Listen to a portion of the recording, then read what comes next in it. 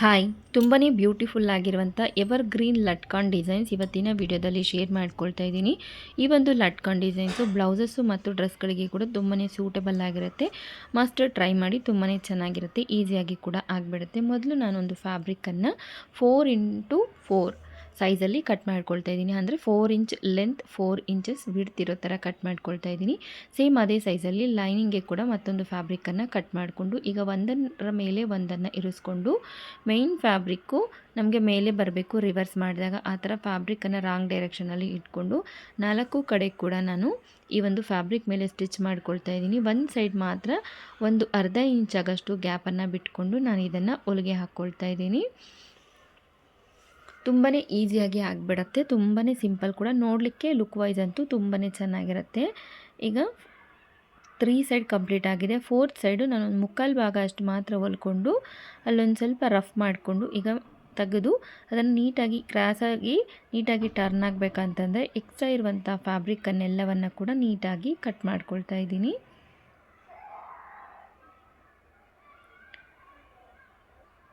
ಈ ರೀತಿಯಾಗಿ ಎಕ್ಸ್ಟ್ರಾ ಇರುವಂಥ ಫ್ಯಾಬ್ರಿಕ್ಕನ್ನು ನೀಟಾಗಿ ಕಟ್ ಮಾಡಿಕೊಂಡು ನಾವು ಒಂದು ಸ್ವಲ್ಪ ಗ್ಯಾಪ್ ಏನು ಇಟ್ಕೊಂಡಿದ್ದೀವೋ ಆ ಗ್ಯಾಪಲ್ಲಿ ಈ ರೀತಿಯಾಗಿ ನಿಧಾನವಾಗಿ ಇದನ್ನು ರಿವರ್ಸ್ ಮಾಡ್ಕೊಳ್ತಾ ಇದ್ದೀನಿ.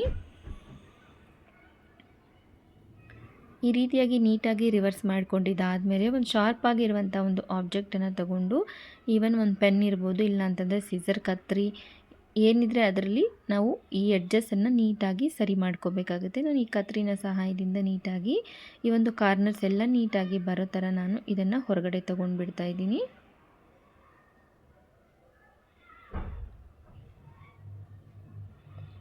ಈಗ ನಾವೇನು ಓಪನ್ ಇಟ್ಕೊಂಡಿದ್ದೀವೋ ಅದ್ರ ಮೇಲೆ ಇದನ್ನು ಒಂದು ಸ್ವಲ್ಪ ಬಟ್ಟೆ ಒಳಗಡೆ ತಳ್ಕೊಂಡು ಮೇಲ್ಗಡೆಯಿಂದ ಒಂದು ಸ್ಟಿಚ್ಚನ್ನು ಕೂಡ ಹಾಕ್ಕೊಳ್ಳೋಣ.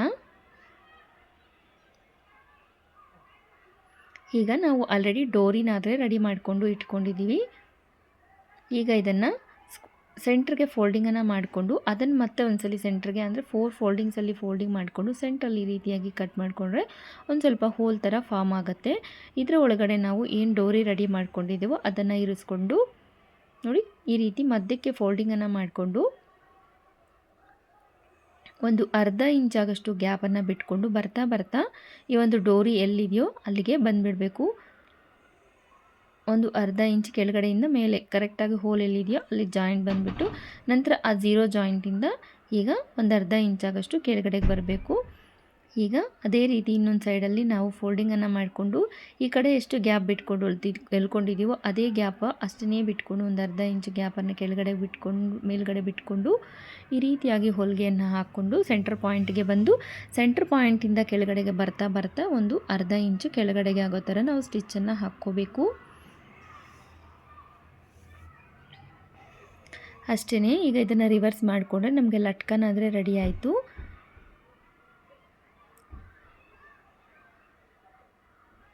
ನೋಡ್ತಾ ಇದ್ದೀರಲ್ವ ಎಷ್ಟು ಚೆನ್ನಾಗಿ ಬಂದಿದೆ ಅಂತ. ಈಗ ನಾವು ಇದಕ್ಕೆ ಸೂಜಿ ದಾರದಿಂದ ಹೊಲ್ಕೋಬೇಕಾಗತ್ತೆ.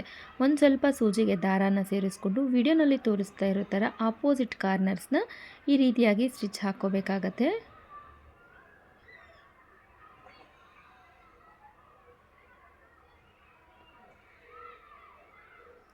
ಈ ರೀತಿ ಒಂದೆರಡು ಕಾರ್ನರ್ಸ್ ಒಂದು ಕಡೆ, ಇನ್ನೊಂದೆರಡು ಕಾರ್ನರ್ಸ್ ಎರಡು ಕಡೆ ಸೇರಿಸ್ಕೊಂಡು 4 ಒಂದು ಕಡೆ ಜಾಯ್ನ್ ಆಗೋ ಥರ ಈ ರೀತಿಯಾಗಿ ಸ್ಟಿಚ್ಚನ್ನು ಹಾಕ್ಕೊಂಡ್ರೆ ನಮ್ಮ ಲಟ್ಕನ್ ಆದರೆ ರೆಡಿ ಆಗಿಬಿಡುತ್ತೆ. ಈಗ ಇದನ್ನು ಒಂದು ಗಂಟನ್ನು ಹಾಕ್ಕೊಳ್ತಾ ಇದ್ದೀನಿ.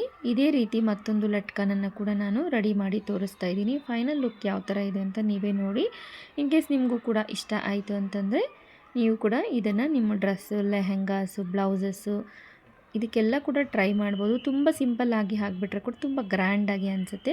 ನೋಡ್ತಾ ಇದ್ದೀರಲ್ವ ಎಷ್ಟು ಚೆನ್ನಾಗಿ ಅನಿಸುತ್ತೆ. ಇನ್ ಕೇಸ್ ನಿಮ್ಮ ಲೈನಿಂಗ್ ಬದಲು opposite colour fabric sari 2 colours ಇದೆ ಅಂತಂದರೆ ಅದನ್ನು ಯೂಸ್ ಮಾಡಿಕೊಂಡ್ರೆ ಕೂಡ ತುಂಬ ಅಂದರೆ ತುಂಬಾ ಚೆನ್ನಾಗಿರುತ್ತೆ.